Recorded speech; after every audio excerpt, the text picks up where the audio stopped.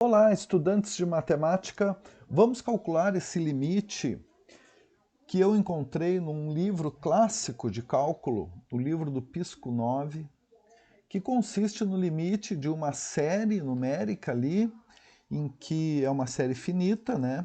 O último termo é n, só que n tende a ser infinito, ou seja, n tende a ser um número muito grande. Então, no numerador, nós temos essa série, e no denominador, nós temos n ao cubo. Então, primeiro, nós vamos identificar que aquela série 1 ao quadrado, mais 2 ao quadrado, mais 3 ao quadrado, e assim sucessivamente, até n ao quadrado, ela pode ser escrita, eu encontrei essa fórmula que me dá ali esse somatório no próprio livro do Pisco 9. Então, pode ser escrita por n vezes n mais 1 vezes 2n mais 1, tudo dividido por 6. Então, agora eu vou reescrever aquele limite e no lugar de escrever aquela série, eu vou escrever o resultado desse somatório. Deixa eu colocar aqui de novo. Copiar.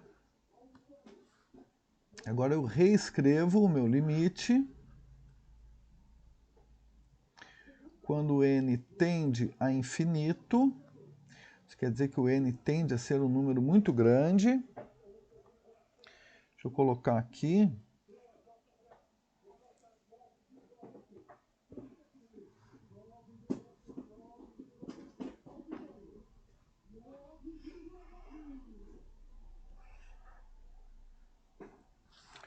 Pronto.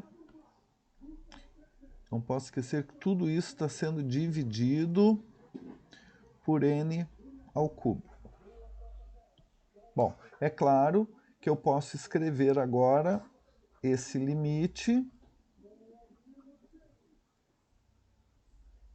como uma única fração, já que é uma fração dividida por outra fração, eu posso escrever aqui n vezes n mais 1 vezes 2n mais 1, tudo dividido por 6n ao cubo. E agora, como eu sei que n é diferente de zero, porque n tende a ser um número muito grande, eu posso simplificar esse n ao cubo do denominador com n do numerador. Então, eu estou buscando aqui primeiro algumas formas mais simples de escrever esse limite, para depois pensar na resolução propriamente dita. Então, fica n mais 1 vezes 2n mais 1, tudo dividido agora por 6n ao quadrado, tá? Eu fiz uma simplificação do n. Bom, agora eu vou desenvolver o meu numerador. Então, eu vou fazer aquela multiplicação que está indicada ali no numerador.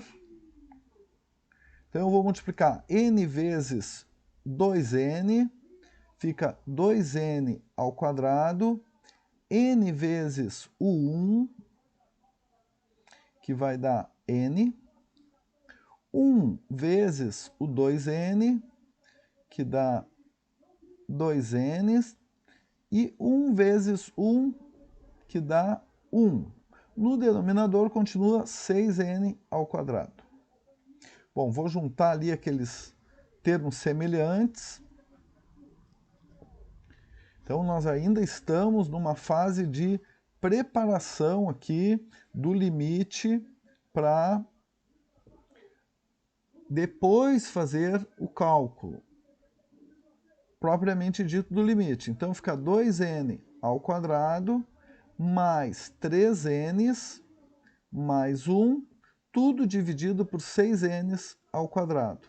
E aqui a gente começa agora a buscar uma estratégia para resolver esse limite.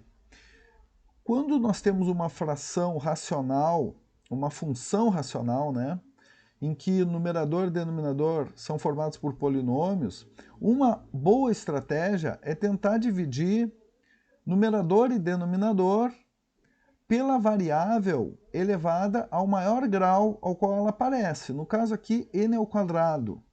Nós vamos dividir aqui numerador e denominador por n ao quadrado. Então vamos lá. Limite, quando n tende a infinito, vamos ver como é que vai ficar o numerador. 2n ao quadrado dividido por n ao quadrado fica 2. Mais 3n dividido por n ao quadrado fica 3 sobre n. E 1 dividido por n ao quadrado fica 1 sobre n ao quadrado. E eu tenho que dividir também, para não alterar o valor da minha função, não alterar o valor da minha fração, né, o denominador também. Então, 6n ao quadrado dividido por n ao quadrado é 6. E agora, eu tenho o limite de um quociente. Limite de um quociente é o quociente dos limites. Então, eu vou escrever no numerador limite, quando n tende a infinito, de 2 mais 3 sobre n mais 1 sobre n ao quadrado. E no denominador, limite é o limite de uma constante. Eu estou mostrando aqui passo a passo, mas claro que, como é 6, limite do 6 vai ser o próprio 6. Então, vou continuar nesse canto.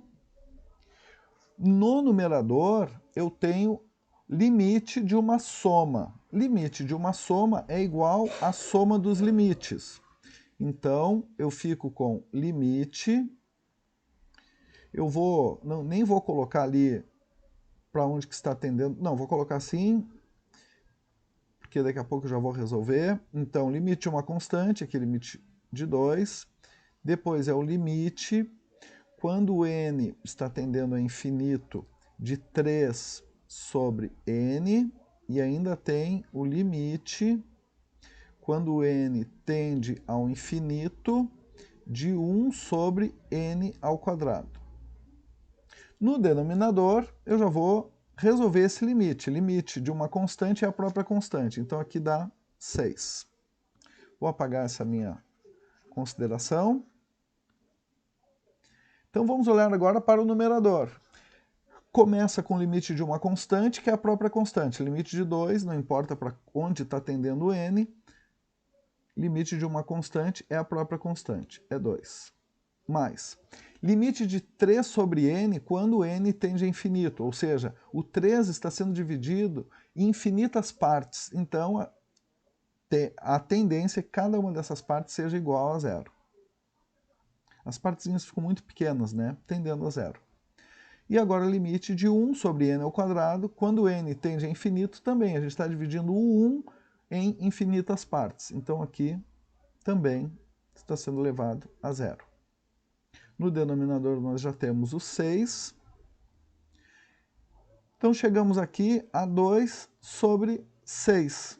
Simplificando essa fração, vamos dividir por 2, numerador e denominador, nós temos 1/3. Então esse é o valor do limite daquela nossa sequência numérica que está sendo dividida ali por n ao cubo, quando n tende a ser um número muito grande.